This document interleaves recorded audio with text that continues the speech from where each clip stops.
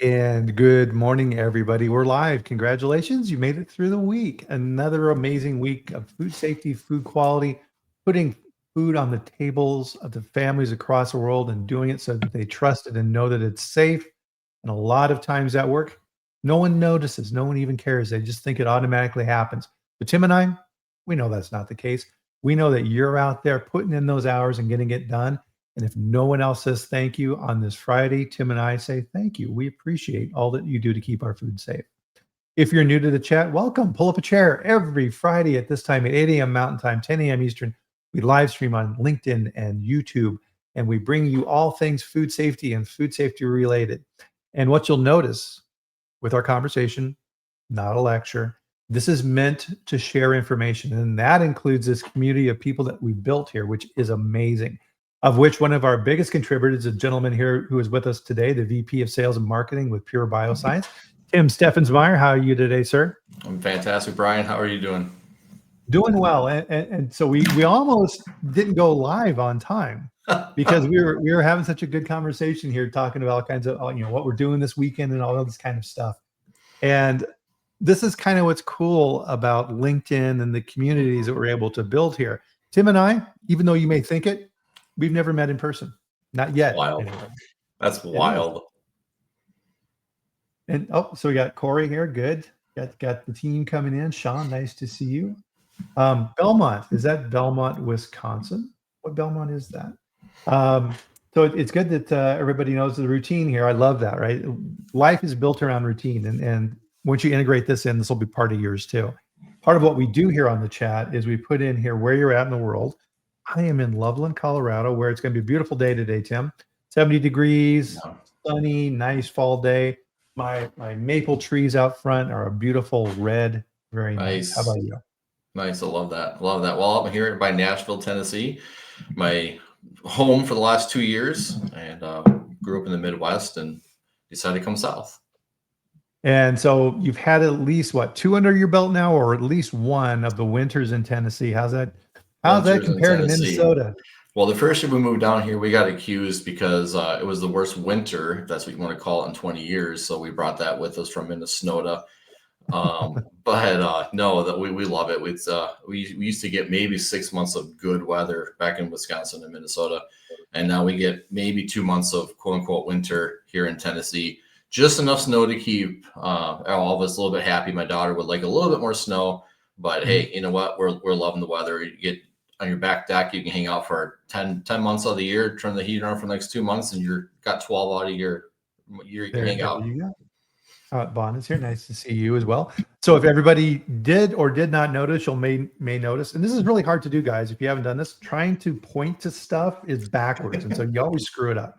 So up here at the top on my banner, you'll notice Culture Advisory Group, my new sponsor. So I'm working with Culture Advisory Group. They're based in the Toronto area, up in Canada, do a lot of business up there. Paul Valder is the CEO. If you do anything in the food industry in Canada and the US, you know who Paul is. He built the gluten standard, all these type of things. He's an amazing dude, and I'm really happy to be associated with them, and more to come on that later. I'll put their link in here too as well. Check out their site. So really they kind of focus in their main areas, Tim, that they work on is advising, consulting, and of course, risk assessment, which we were talking about before we got on here. Is really, people are really starting to understand why risk assessment is something that you need to be doing in addition to auditing, and they're getting it. It's kind of that messaging that Frank Giannis has around culture, and people have been trying to figure it out, but we'll digress. That's not our topic here for today. They work a lot with government funding within our space. Software, they got some really cool partner software products out there. So just a cool bunch of dudes up there. So well, I love the fact that I think the industry is starting to recognize that there's auditing and there's risk assessments, and they're not the same. You can't just do one and assume that you've got both covered. So again, to your point, we're digressing off the topic, but we could talk about that. That's a whole nother show, Brian. You could do some time with somebody. Yeah, just a little note to get people thinking about it. Audits always take place at the plants. No one ever goes and talks to corporate to find out how food safety is managed at corporate. And food safety is more than a department. It's how you need to be running your company.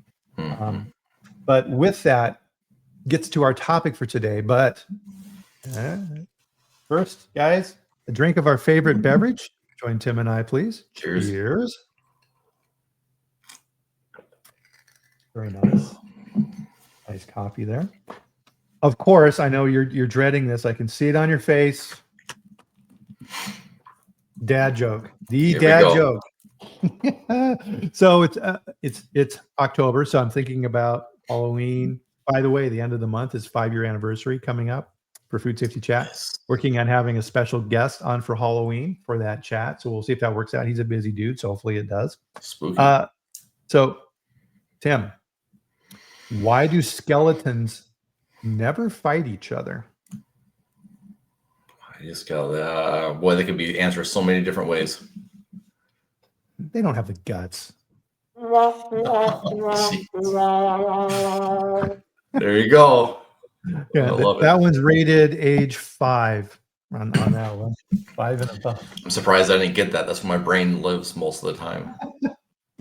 And that's where we need to be, right? Being an effective communicator, right? What they say, 10th grade is where you should be focusing on that. And I think these days it's more like 3rd grade, honestly, it seems like, but yeah. Absolutely.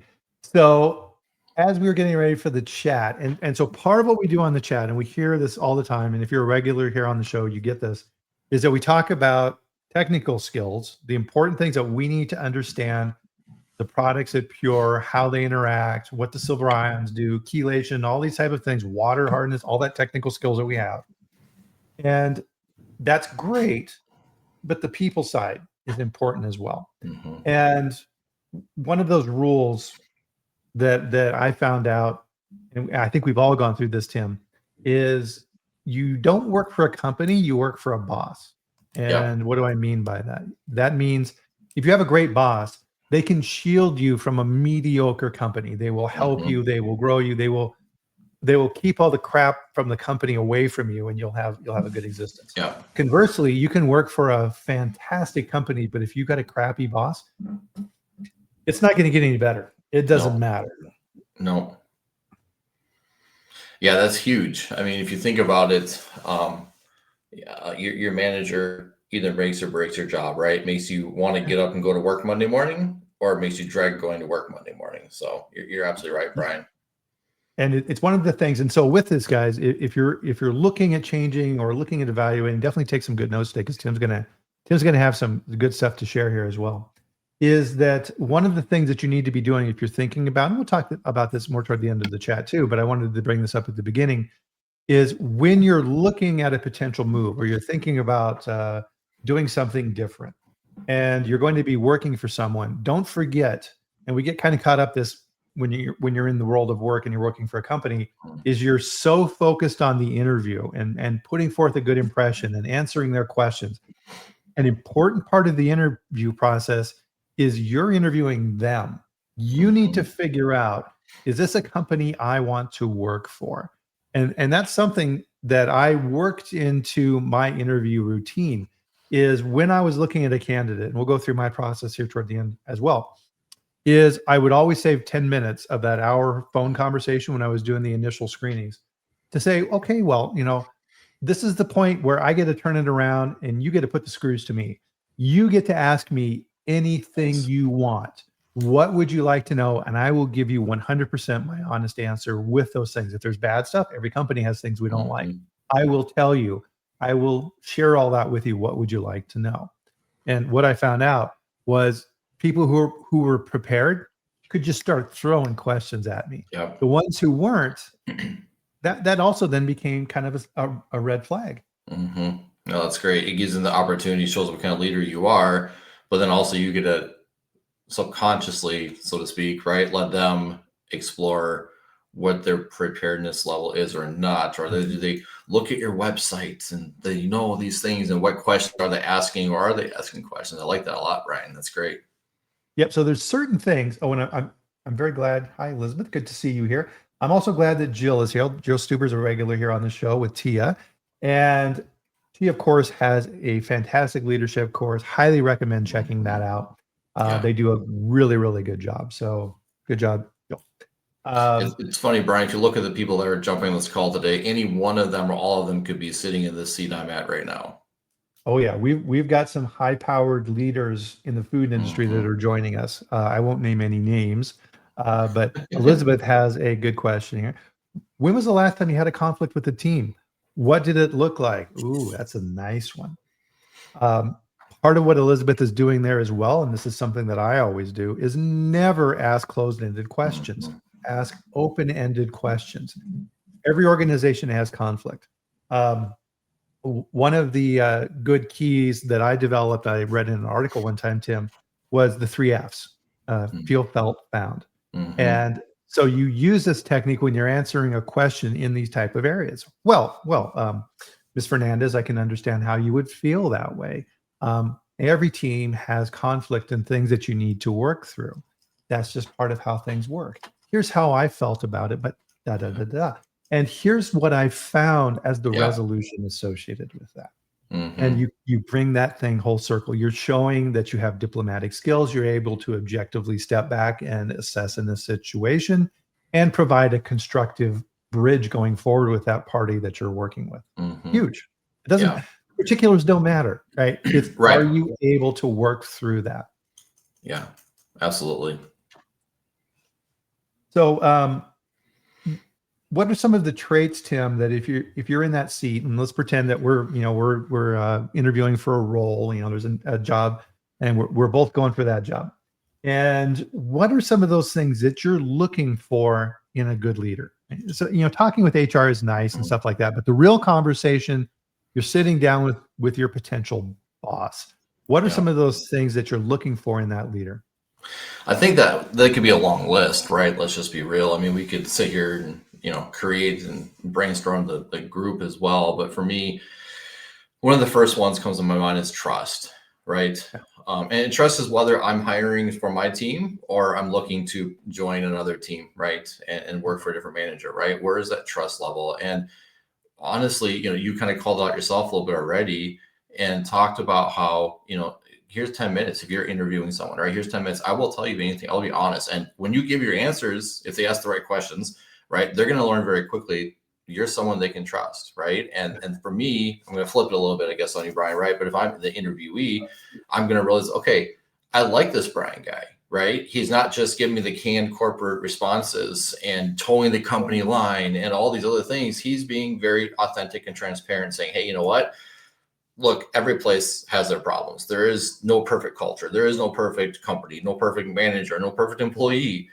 And here's where we have challenges. But then again, you can flip it and say, look, here's what we're doing about those, or here's how we, handle these situations. And I think that's really important in the interview process, as well as a leader in general. Right. And yeah, so part of that is you're on both sides of this equation, you're looking for cues. So for example, are you able to listen? Hmm. Or are you just waiting to say the next thing? What's that, Bryan? I'm Yeah, sorry, oh, you just yeah, yeah, talking? yeah. Go ahead. And you cut me off. And it's just Right. like, right. Or if I'm interviewing with you, Tim, and you're the boss, and you keep talking about I did this and I did that, and here's what I did in my department, and here's the objectives I put in place, and here's how I'm really, you're doing all that yourself. That's Dang. really amazing. And Right. and if I work for you, I can now see that I'm not part of the Hmm. equation. Hmm. It's about me, man. Right? Yeah. Yeah, I mean, and there's three other quick ones here, right? But I mean, do they take ownership, right? So, I expect myself to take ownership in my decisions, like my team as well, my managers as well, right? It's when not if, but when something happens, right? Whether you do something or don't do something, but how do you handle the response? Do you blame someone? Do you say, well, I would have, but, right, or I couldn't because, right? We make Yeah. excuses, or are we saying, look, you know what? I was responsible for that. I missed the mark on that. But then do Yeah. you dwell and wallow in that? Or do you say, but here's what I'm doing now? Or, hey, you know what? I reevaluated and moving forward, I'm going to be doing this, right? I think that's another big one. Yeah. Do you look at failures as an opportunity to grow Hmm. Hmm. or not? Or is Yeah. it's not my fault? I could have done this, but so and so, that no good SOB. Yeah. Um, Part of this, from if you're sitting in the chair looking at a job, part of this is understanding that you, Tim, as the boss, you have a pain that you're trying to solve. You have an open role. There's a new division that's been purchased by the company. There's something going on. I'm sitting here for a reason. There was a promotion. Maybe you were promoted into the new role. Awesome. That's great, right? If you were promoted into this new position, I can learn from you. You can mentor me. You can teach and grow me. And it also shows that the company promotes from within. Right. I need to find out why I'm there. I need to find out what pain you have and how I solve that. And and as head of sales and marketing, that's your main, that's objective number one, is how can I help you? What pain do you have that I can help you fix? Right? Well, you just, the perfect segue into my third one on the whole piece here is the why. And I put a little different spin on it, because I think that, sometimes we understand better why we're applying for a role we're applying for, but it's always good to dig, understand truly besides the job description, which those are so goofy half the time anyways, right? What does your manager expect of you? And that goes back to managing up, which we could do a whole other show on as well. But what drives me, Tim? Why do I want this role, right? So as a hiring manager, I want to know, what is their why, right? And for some people, it's to make as much money and enjoy life as much as I can. Others, it's to live life to the fullest and support my family and retirement. And others is, I just want to make a difference in this world. Or whatever the case is, we need to know why we doing what we're doing, right? Why we want these roles, why we want to work for this team, not just at the company side of things, but the personal side. Because once we figure that out, once we know and identify that, have a reason to be there every day, we have a reason to do our best. We have a reason to become the best employee we can be, and the best teammate we can be. So I think that's really important. So I tend to go into the, hey, what's your why, right? And they can get as personal or not personal as they want, but it gets them thinking through the thought process. It helps me kind of understand, again, where they're coming from sometimes. Exactly. And one of the worst answers you can give in that scenario is, well, all right, Mr. Armentrout, why are you looking for a job? Well, I got laid off recently, and man, I got some bills to pay. Yeah. Oh, that's really, we all do, but let's talk more. Why'd you get laid off? Right. Well, that's a hard one, because these days now, there's so many people, jobs and companies, quite frankly, are doing mass layoffs, right? Or you have culture issues, which we'll get into here, I think, a little bit more this morning if time allows, right? Is, why would you leave a role? Why would you leave a company? Why would you whatever? And a layoff is one thing. I just left is another thing. And there can be a lot of gripes and complaining. Some are legitimate, some are not. And sometimes trying to sort through that is challenging. Right. So you need to be prepared with your answers relative to that. And it used to be when old guys like me were younger looking at jobs, the rule was if you are in a job less than 5 years, you're a job hopper. Right? Red flag. That's really kind of changed now. To your point, with layoffs and change, lots of stuff going on. People are more lenient now on that. So you need to have answers as to, and those can be legitimate. It's like, the company was purchased by another company. My role was redundant, and and now I want to contribute in a new way. And I think I can bring a lot to the table. So you need to be ready for that, because it's coming. Right? Yeah. Cortland has, I think, the best answer of all I've seen in a long time. I would totally hire him just from that side. Yeah. Cortland, you're a little old for that excuse. I'm sorry. Oh, you got to have fun, man. I love it. Oh, Cortland. The last piece, Bryan, I want to look at is the balance piece, right? We talk about work-life balance in a leader. What do you want in a leader, right? So if I'm hiring someone, I want them to be a leader. They don't have to have a title as leader, but I want them to be a leader. I want my team to be leaders, and they're within the team and their industry and everything they do, right? And this is a little bit unique. Someone went through this a while back, and it really was an aha moment for me quite a few years ago, actually. How do they balance? So, a lot of times you have someone sit in the seat, like they talk about what a good worker they are, and they work so hard, and, they'll give everything to the company and everything else. Well, I hate the term work-life balance. I looked up in ChatGPT a while ago, and it talks about work-life integration, which I think is like a really fantastic way to describe it, in my opinion. I stole that, actually, because everything we do integrates, right? If we're having a bad time at family at home, guess what? We're going to bring that or some of that to our work. We just will, right? If we're having a bad time at work, guess what? We're going to bring some of that or all of it to our home, right? So how do you healthily, is that a word, healthily? It is now. How do you healthily integrate work and your outside of work life, your family life, right? And blend those two. I mean, there's times where your work has to be done, has to be top priority, has to be laser focus. And there's other times where that can become your driver, you workaholic, we call it, right, wherever you want to, and you would neglect everything else in your life. And then that becomes a toxic environment for you to be in because you're doing the wrong thing. I mean, for example, I pour myself, as you know, Bryan, like you do, and everyone else in this call, we pour ourselves into our work. But how do we make sure we're not neglecting our family? And one of those ways I found, actually, and you guys have seen a post here and there about Ellie, my daughter, right? And she'll be drawing on my desk or my floor, and we'll be hanging if I'm working later at night. Last night at 10:30 last night, preparing for this morning, she comes, plops on the couch in my office, and we started going through kind of what I want to talk about today, right? And she had a blast doing that. But I was focusing on work, but I was involving her. And did it take longer? Sure, of course it did. But honestly, it made it more enjoyable. And it's one of those great words where I was able to integrate the work and life. And I know you can't do that every time and all the time. But as a manager, as a leader, do we allow for our team to focus on priorities outside of work that are important to them, right? And finding that balance or the integration where they intersect, I think, is so important. Yeah, absolutely. And you remind, right? So one of the things, right, is leaders are always learning and growing, and so I always make sure I'm reading at least 1 or 2 books at any given time. And I'll go back to old books that I keep. So I have a rotation. I'll buy books, and if they're worthwhile, I'll keep them. If not, they go to Goodwill. And this is one of the books worth keeping. This is called The One Thing, and it's exactly what you're talking about here. So this is an older book, not super old, but it's by not good when the author doesn't have his name right away. So anyway, it's The One Thing. You can find this on Amazon. And it's to your point, Tim, is you have to focus. If what is the one thing but this is in all those different areas. So what's the one thing in business? For me right now, if you're watching me, you know it's risk assessment.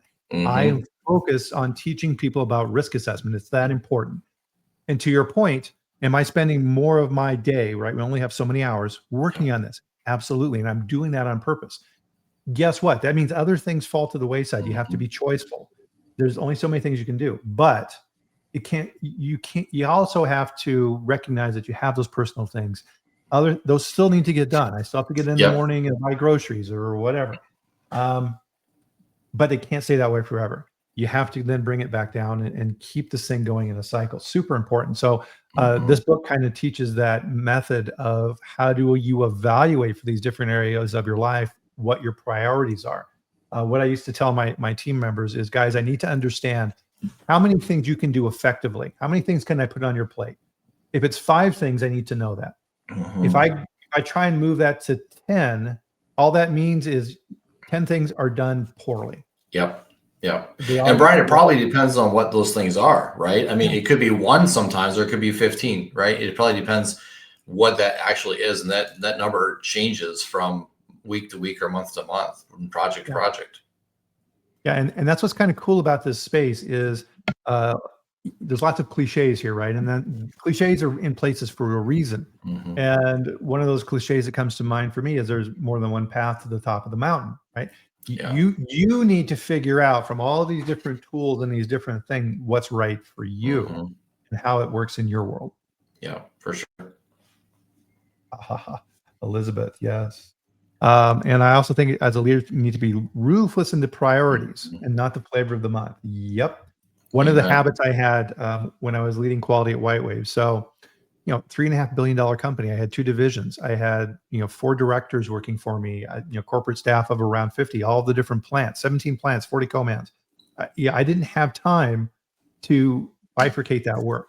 And I would meet with my directors once a week in my office, and I had a giant white erase board installed, and I put graphic tape and I broke it all up. And we had our priorities for the quarter. And we would sit down and say, what are we doing this week for the priority? And then off they went. And that's an important part with being a good manager too, is to your point, Tim, I trusted my teams. They were awesome at what they did. And I did not, don't ever do this if you're a manager. Do not micromanage. Oh my God. That's the worst. One of the worst traits you can have as a manager. Yeah, for sure. For sure. Oh, geez. Trust your people. You are there to solve problems. And the farther you up in the organization, the bigger those problems are that you need to solve. Conversely, that also means that small problems need to be solved at the appropriate level. They don't all need to be kicked to you. Right. How else are they Amen. going to grow if they don't learn how to solve problems and fail? To your point earlier. Yeah. Yeah, for Let sure. Yeah, we're gonna chat a little bit more about that here in a moment, actually, because I think that's really important to process, understand, and execute effectively. Yeah. And so one of those mantras that's out there, if you want to work for a good boss, you need to be a good boss too. Right? You need to learn that. It teaches you what to look for, and it teaches you what to look out for. One of those lessons out there, Tim, that's been accepted as gospel, that as we were preparing for this chat, we were really kicking this around, is during the reviews, you'll get this is, well, okay, Mr. Steffensmeier, you're good in these areas, but you really need to work on your weaknesses, which is this, this, and this. So I want to see action plans associated with that. You need to work on your weaknesses. Is that something that you agree with, or is that changing? Well, if we go back to good bosses, right, and tie these two together, I had to go back to, I've been privileged, quite frankly, right, to have quite a few good managers to work for. And they've led by example. They've been tough, right? But they've been really good. They've been fair. They've been giving me the tools to succeed. And one of those was, well, I'll just shout out Darren Zaire, general manager at Commercial Food Sanitation. And I think that, not only did he teach me to be a good professional business person, but he taught me to be a good leader and what good culture looks like. Yeah. And one of the things that I love that he did one year, actually a couple of years with me, was what you just said. Instead of focusing on where I need to improve, and God knows there was plenty of those things we could, focus on for that year. But he said, look, Tim, let's not focus on this year, right? Or these years. Let's focus on what you're doing well, where your attributes lie, where your strengths lie. And let's bring those and let's crush them, right? Let's just take those to the whole next level. And it was amazing. I heard that. I'm like, he's kidding? Like, what's he talking about? Like, I have all these things like I can prepare to talk, like, yeah, I gotta get better at that. And oh my gosh, yeah, this is a gap worth fixing, and yada, yada, yada. But it's like, no, I don't even want to track that this year, right? I mean, you're doing well. Well, let's take these things you're doing good and really exponentially grow those. And Bryan, I can't tell you how much I grew that year professionally, right? And those things we just accelerated on a high level. You had the momentum is what he did, right? He saw there was momentum there. He saw there's something there. Let's take it. Let's just push it further and nudge it, right? So, and you and I have talked about this before, right? So if you have someone who has some weaknesses and some, or sometimes they're perceived weaknesses as well, but let's just say they're real weaknesses, right? And you can sit there and try to pull it out of them, help them grow and force them, mentor them, coach them, etc. But that takes a lot of time, effort, and energy. And if they're not really disrupting the business, maybe we just let those lie, knowing that we all have weaknesses, right? And maybe we just hyper focus on, hey, how do you exponentially take this whole growth pattern to a new level? Yeah, your job as the manager is to build a team. So the analogy that came to mind for me is a football team. All right, you've got the big 350, 400-pound guy. Where does he go? Is he the quarterback? No, he's on the line, right? Yeah. He's protecting the quarterback. Who's the quarterback? What's his skill set? The wide receiver. We recognize that in sports. There are people who are good and excel in certain roles, and a good coach puts them in that role. He doesn't come to the line guys and say, hey, we really need to work on your passing skills. You're really weak in passing. Well, of course he's weak in passing. He's not a passer. Right? Let's hope he's weak in passing. Yeah. And so with your team, you need to recognize that. And this is always something you need to be really, really careful for. And especially in what we do in technical fields is when you're screening and when you're hiring people tend to hire like, ooh, I like that guy. He's really technical and he understands the technical aspects. Well, now you end up with a team full of technical people and you all sit around talking about technical stuff and nothing ever gets done. Yep. You need a balance. You got to have that balance. And part of it as well is recognizing that, and this is something that introverts, I'm a huge introvert, like Elizabeth as well. And she had mentioned that on one of her posts, is that we listen first. And, the extroverts are the talkers and they're out there. Does that mean they know what to do? No, it doesn't. No. You need to, if you're the leader of that team and you see the introvert sitting back there going, you need to stop the conversation and say, hey, Tim, what you thinking? Right? Well, not quite sure on this yet, but here's my take on this. I can see this and this, but we need to do this. And everybody will go, oh, right. Yeah. And as a go ahead. I was going to say, and half the time, that's the answer that you're looking for anyways, right? You get a guy like me who processes out loud and verbally, and I'm just spewing stuff that makes sense, but isn't always where we need to get to it. But my brain is still focusing, but I'm talking. You get a guy like Corey on my team. Sorry, Corey, pick anybody. But, when I'm done babbling for the 2 to 5 minutes, look at Corey, I'm like, so what should we do? Right. And he's like, oh, well, what if we did this? I'm like, dang, that makes sense. Right. But I mean, that's where, again, the strength of a team comes into place. It's very important. Yeah, and that introvert may need a little digestion time. You may need to circle back to them in a day and poke your head in their cubicle or whatever and say, hey, Corey, did you have time to kind of think about yesterday? Yeah, I did. I wrote a big email for you. Here, let's kind of go through that. Right. And once they recognize that their opinion is valued and wants to be heard, then that contribution will come. But you need to accommodate that. Thanks, Sean. So part of this is the rule. Whenever you come into a company or a company changes or you're promoted or whatever, there is almost zero situations where you get to build the team from scratch. You inherit a team. So you're in a production facility and you're promoted to manager, or you come into a new company. There's already people there. And there's another book, The First 90 Days. And that first 90 days is super important, especially the farther up you get in the organization. Is rule number one is don't make big changes in the first 90 days. Your job is to figure out what's going on. What's the lay of the land? Everybody hates this guy. Well, Tim, in my company, here's how we did it. Oh my gosh. I don't care. I don't care how you is that valuable for here? And that's what you just said right there, Bryan. So critical, right? We hire people knowing they have that knowledge. From our company, we did it this way, right? Even Darren, again, I put him on a pedestal as like the best leader I've ever worked for, but I don't do everything the way Darren does it, right? I took those principles, the foundation he gave me, and I apply it as I need to at Pure BioScience as is appropriate, right? So yeah, when you have a leader who comes in and says, well, my last company, we did it this way. I'm going to really go away. Yeah. Just because it comes from your old company doesn't make it right. It does not. And if it was right there, even, which is sometimes questionable, but let's just pretend it was right there. It doesn't mean it's right today and in this position and in this company, right? And that's, I think, the biggest piece right there is, again, we hire people that have experiences. That's why you hire professionals. That's why you hire people who have a resume, if you will, right, of experience they've collected over the years. But you trust them, hopefully as a leader, to take those experiences appropriately and apply them the way they should. Yep. Like Jill is saying here, finding those strengths and weaknesses and building on those. So your job in that role then is to figure out who's good at what, who's in the right role. And if they're not in the right role, having conversations with them and saying, hey, I was thinking about making some switches here. What do you think? Does that hurt to ask for that type of feedback? No. Maybe there's a reason why they're in that particular role. You never know.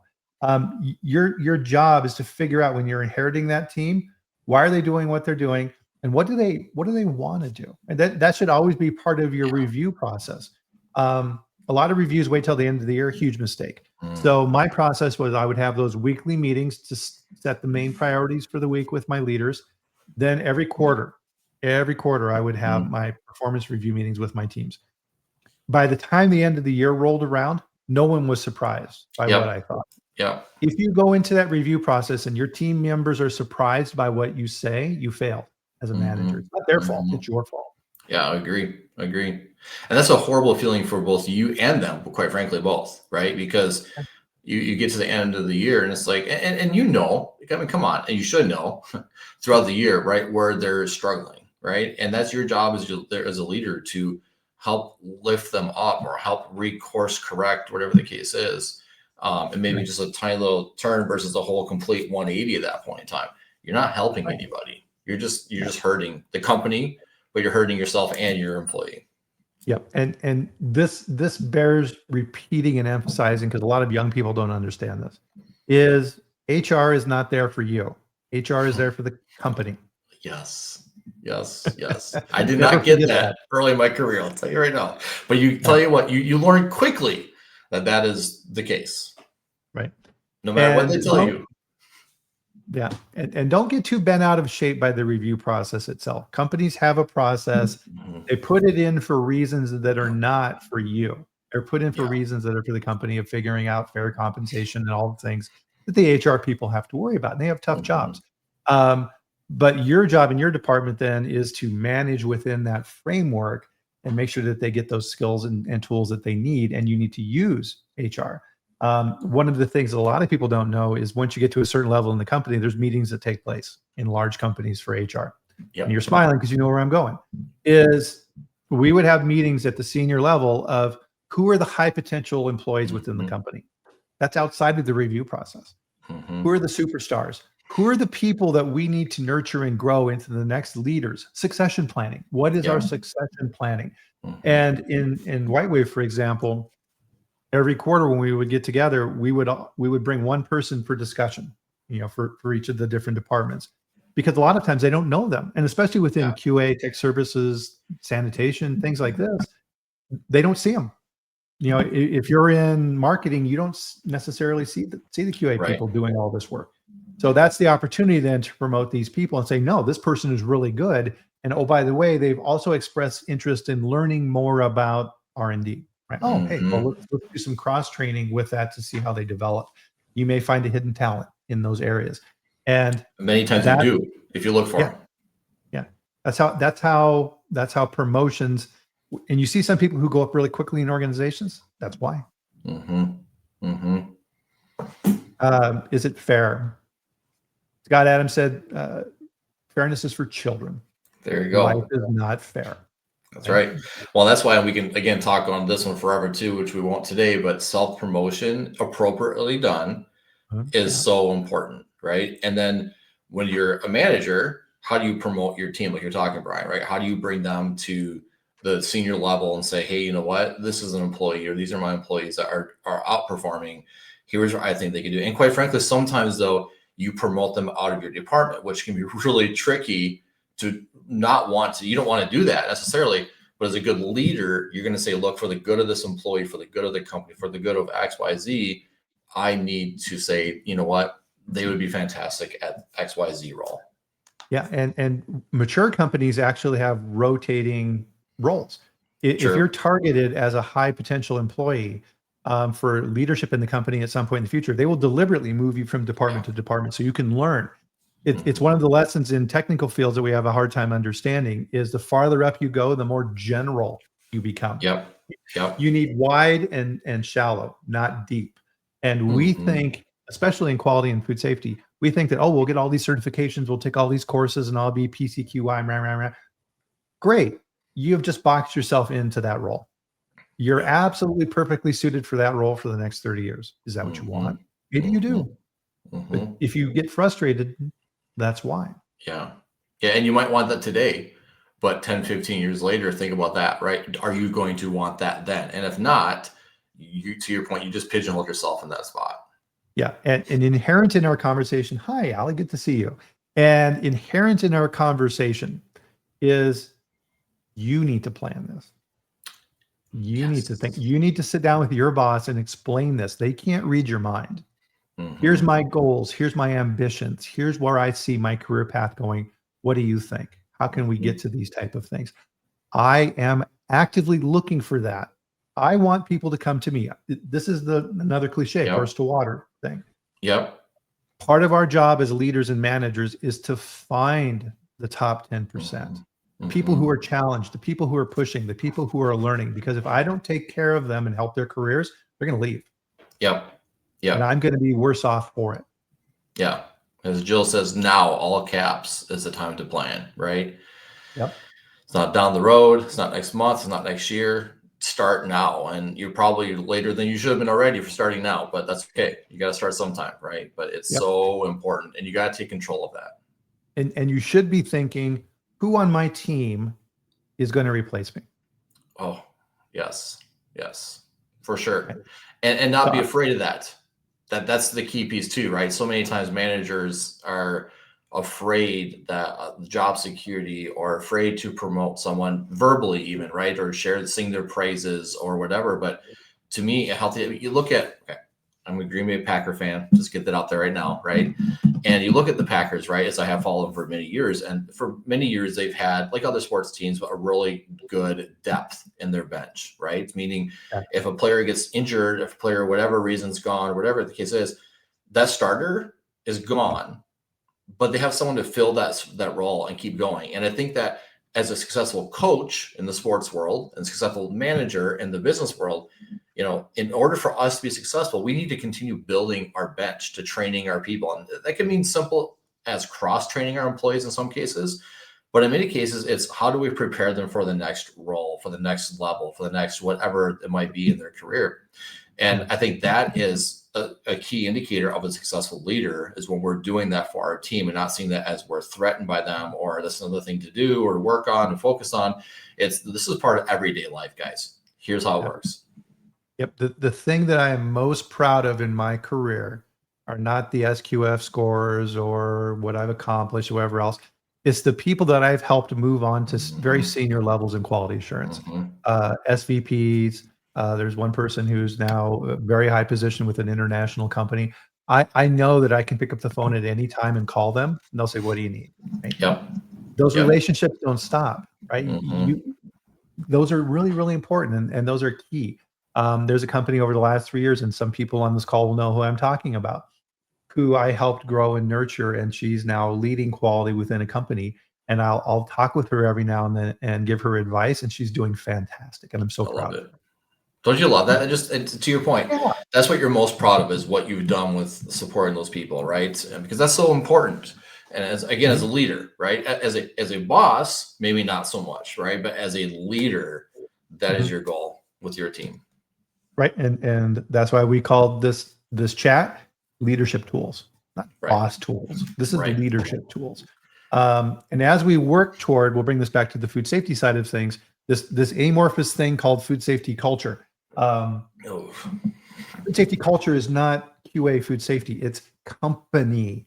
Yeah. How is the leader, are you going to promote this then outside? And then you can call on your team members to join you in that mission to go out there into the jungle and teach these other organizations within your company what food safety is and how they help contribute to that.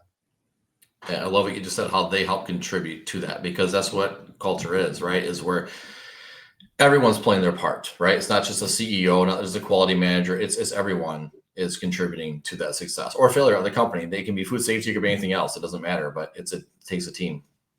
Yep, absolutely. So yeah, Cortland, guys, go through Cortland's comments here too. He's making some really good ones here as well too.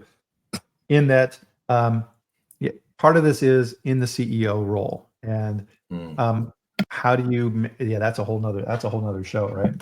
Oh, thank you, Ali. I appreciate it. So part of this is once your team sees that reciprocity, that relationship changes drastically. Once they get who you are, and you are consistent in who you are. That's key. You're authentic and consistent, right? Two critical factors. Then that trust and openness will come. One of the things I used to tell my directors and things is what needs to happen with our relationship is, if you have something that you need to bring to me, you need to know what I'm going to say before I say it. Right? It's like, all right, I'm gonna go to Bryan's office. I'm gonna tell him this problem with my solution, and he's going to say this. That's good. That's consistency. Leaders are consistent in every field. And it's not always viewed as consistency, because you might have different answers. But to your point, getting in your boss's head, right, your manager's head, of knowing who they are, what makes them tick, how their thought process works, I think is so critical. It's also part of managing up, which again we could cover managing up for a long time. Oh yeah. So yeah, Brett is helping us segue here toward the end of our conversation as well too, is sometimes you're in a position that's not going to work out, and having the ability to self-reflect and figure that out, key skill set is, okay, I need to look outside. That happened to me at my point in my past, early on in my career, was if I'm going to grow, I need to leave this organization.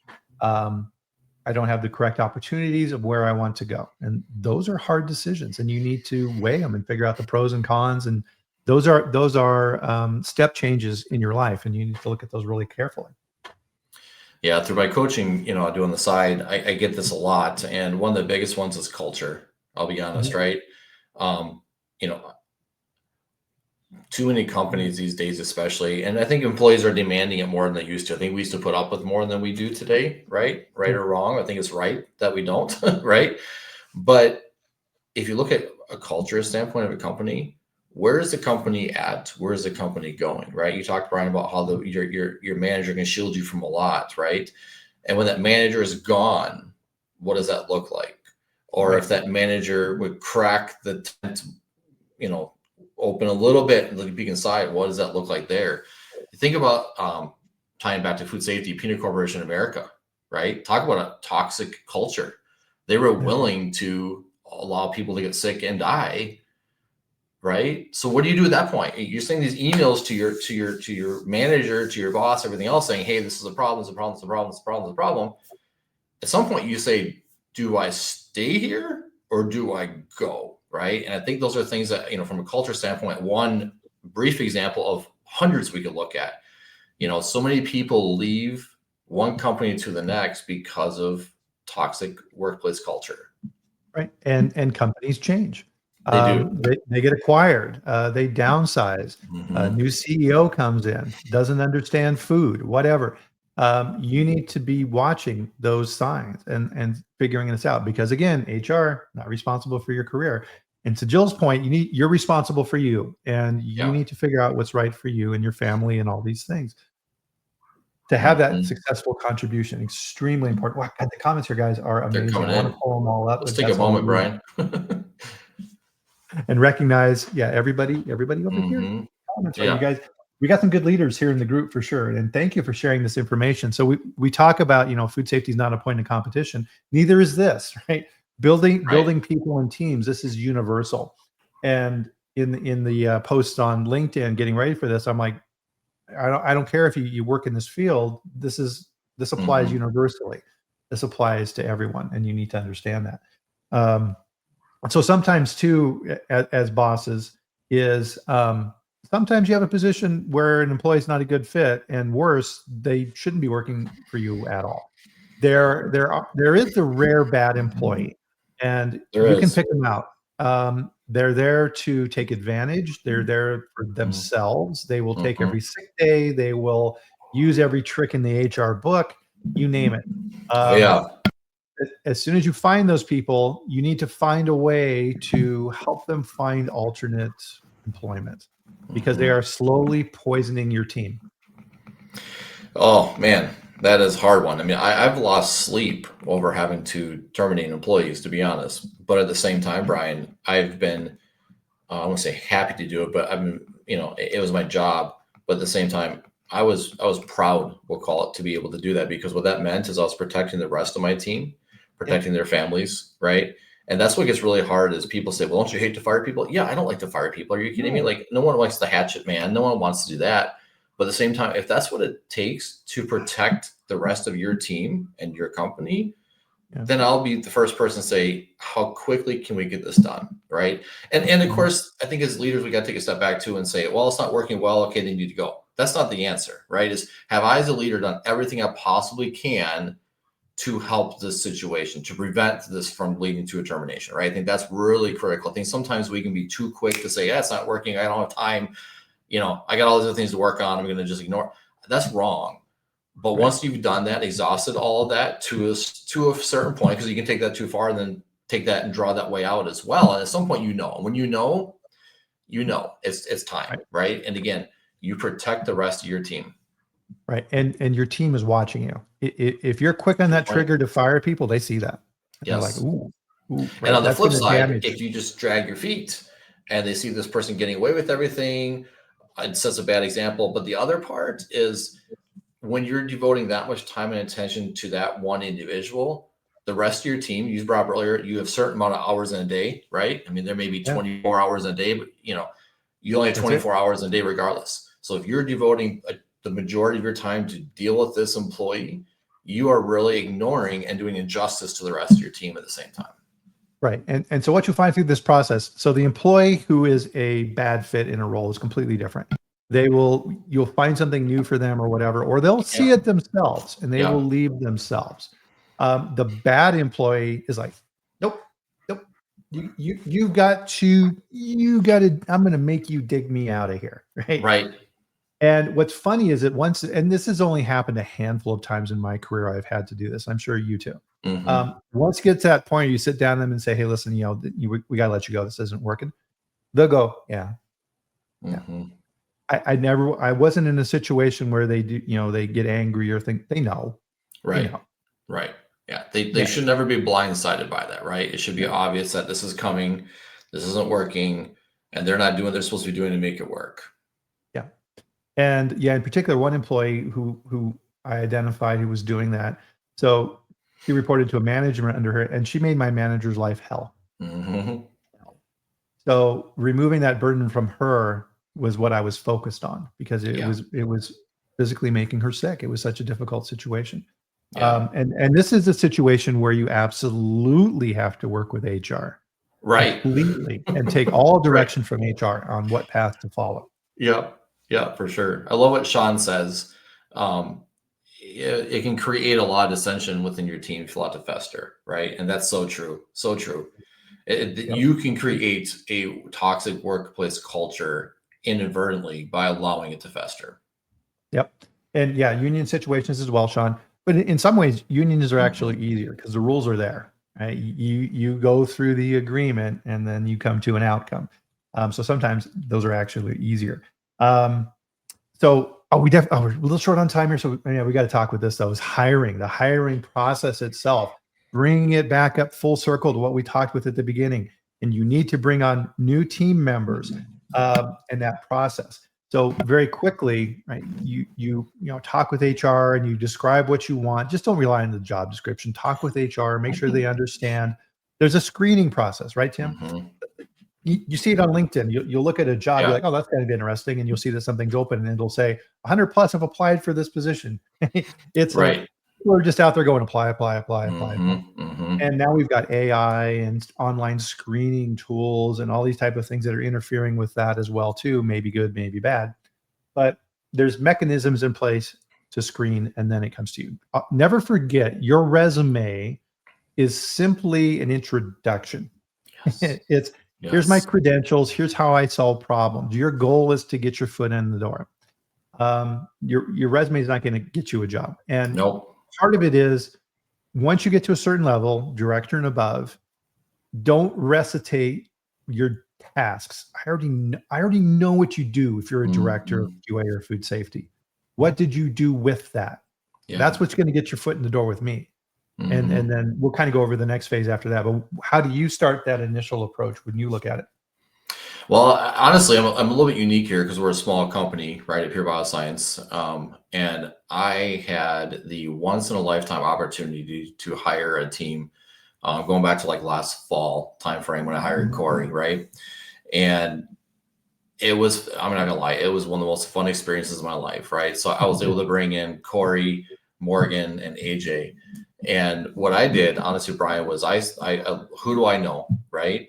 But before I even say who do I know, it's well, obviously, who do I know and trust? We talked about all those leadership traits at the beginning were critical to me, right? But then the other part was, um, what am I really trying to accomplish here, right? When I build my team, what am I trying to do? And so, Corey, I was able to work with him for a decade at Interlocks and Commercial Food Sanitation and see how he works and understand his professional and commercialism and his savvy that way, right? So I knew I wanted him because he was the really solid business side of things. He understood, sanitation and food plants and things like that, which are really important as well. But he really excelled in this area. So I know I got that locked down, right? And I know I need now a micro person because I can bridge the gap in both worlds, but I'm not an amazing expert in each world, I would say, right? So I knew I need a micro person. LinkedIn, here we go, right? I heard of Morgan Young, right? Her name, and I followed her on LinkedIn a little bit. We connected and got to know each other more that way, more personally, in real life, we'll call it, right? And within a couple of years, Brian, I hired her, right? And she fills that role, the micro side. She can do the business side, and Corey can do this. But again, they really complement the football analogy: quarterbacks, running backs, wide receivers, etc. And that brought in AJ Bogan, right? Like it was phenomenal. I loved it because I needed a really good hands-on technical sanitation person that can really bring value in specific areas that can bridge all those other gaps as well. So that's how I did it in this case, right? Which again is kind of once in a lifetime opportunity. But what I've done in the past and hasn't worked well is looking at resumes and asking the generic questions, right? So let's spin it on the negative side now, right? You can't always hire the Avengers, right? So when you can't do that, what do? And I still think you go back to, hey, Bryan, I got this role I'm looking to open up, right? Yeah. Do you know somebody? Here's the job description, but here's specifically what that role is going to fill. Here's specifically the culture fit I need, because Bryan, you know me, you know what kind of culture I want at my company, right? So talking to HR, they may or may not understand that, right? So to speak, or talking to a recruiter, they won't understand that. You might can tell them they don't know me, right? So I think those are really, really critical. You not only need the culture, but you need the qualification, and the qualification and culture, they have to go hand in hand. Yeah. So, and this circles back to what we were talking about earlier. I need the technical skills. I need someone who gets microbiology and has that background. Yeah. And they need to not be a jerk. Because there's lots of people who have the technical knowledge, but do you want them out there interacting with your customers? No, right? And that's why we do all these interviews. And it goes back to that question of, is this someone I want to work with? Is this someone my customers want to work with? Are they going to be happy when they see them? Are they going to enjoy spending time with them and helping solve problems? All really important. One of the things I never do is I never ask boilerplate questions. Where do you see yourself in 5 years? Oh my God, really? No. The questions everybody is ready for. No, it doesn't tell you anything. It doesn't tell you. Don't do that. Well, you can go ahead. You draw that out, as you said. We're not asking boilerplate questions. You understand where their vision is, where their career path is headed, where they might be a good fit down the road. But to your point, right? If you say, where do you see yourself in 5 years? You know what? I don't know where I see myself in 2 years, but here's what I've been interested in. Here's what I'm passionate about. Here's what I enjoy doing. Here's what I'm good at. And those, I think, are things that you can see very quickly what that looks like for the potential candidate. Yep. Ask open-ended questions. And in my book, I have 4 different chapters and different sections in my book. I devote an entire section, as you can probably guess from this conversation, an entire section in my book, New Manager Mindset, on HR stuff and people and team building and leadership. And there's one question I'm gonna tease everybody. There's one question in that book that I always ask, and it's an amazing question to ask if you interview people. I gotta read your book. I haven't read it. Full transparency. Shame on me. Amazon, available paperback, hardback, and audio. You can. I had no a guy excuses. Take them all away. I like it. You can listen to it in the car. There you go. Man, this went super, super fast. So we got to bring this back up to the 30,000 foot level, Tim. Oh man, the comments here are kick ass, everybody. Thank you. What do you want to leave everybody with, Tim? What you thinking? Oh man, that's a great one. I think that what I would just say is really, when it comes to being a leader, right? Lead by example. That's the biggest piece. Your team is so important. They don't work for you as much as you work for them, right? How do you help them? How do you help them be successful? Their success is your success. I think that's one of the biggest keys I've learned as a leader too, right? So the more successful my team is, the more successful I am. And to me, that's really important. Yeah, absolutely. And I'll kind of summarize it from my standpoint and say, if you want to work for a good boss, first you have to become a good boss yourself. Love it. You have to be able to recognize the skills and attributes, the positives and the negatives, the gives and the takes of what you need to do to build that team. And once you build a great team, they'll do anything for you, right? Yeah. If you go in there and ask, they're going to, yep, you got it, boss. And you know it's done. You don't have to worry about it. And that's the best feeling in the world. Yeah, fantastic here. I went to spend time going through these comments. These are some great ones coming in today, like usual. I love it. Yeah. And like you said, managing up, maybe we'll save managing up for another conversation. That is a good one. I deal with that a lot with my coaching clients, right? Is how do you manage up well? And I've learned that over the years. I'm not an expert. I wouldn't say necessarily at it, but there's a lot of tips and tricks. And if you can get that figured out, how to manage up, your job is so much easier. And your boss's job is so much easier too. I love that one. Not to mention your peers, because once you get to the VP director level, now you're dealing with other VPs and directors, and you've got to have that skill set to bring them along on your journey, and conversely, you've got to help them on theirs. Yes. Right? Yes. That's That's a whole new level. You don't expect until you hit that. Exactly. Yeah. So with that, guys, thank you, everyone. Fantastic conversation. You guys and Tim, of course, make this what it is. I'm just here to kind of moderate it. So I appreciate everybody with this. And again, thank you to Culture Advisory Group. What a great bunch of guys there, and the leadership that they're doing within the food safety space. Absolutely amazing. So I'm super happy to be working with Paul and the team, and Brett. Brett's on the chat here as well. Reach out to them and get in contact with them. And if you're not connected with Tim or I on LinkedIn, why? You need to be connected with us. Do it now. Tim has amazing content out there. And so with that, guys, we'll bring our chat to a close. And of course, we'll see you back here next Friday at the same time, 8 a.m. Mountain Time, 10 a.m. Eastern on LinkedIn and YouTube, where we live stream at this time. And I get to bring an amazing expert on to have a conversation with you. But in the meantime, do that work balance thing. Get out and have a little bit of fun this weekend. Enjoy yourself. Pet your dog. Have him chase the squirrel. If you haven't seen that in my post with my dog chasing the chipmunk, I love it. Oh my God. That's awesome. He will sit below the post where I keep that and go, right, I want to play.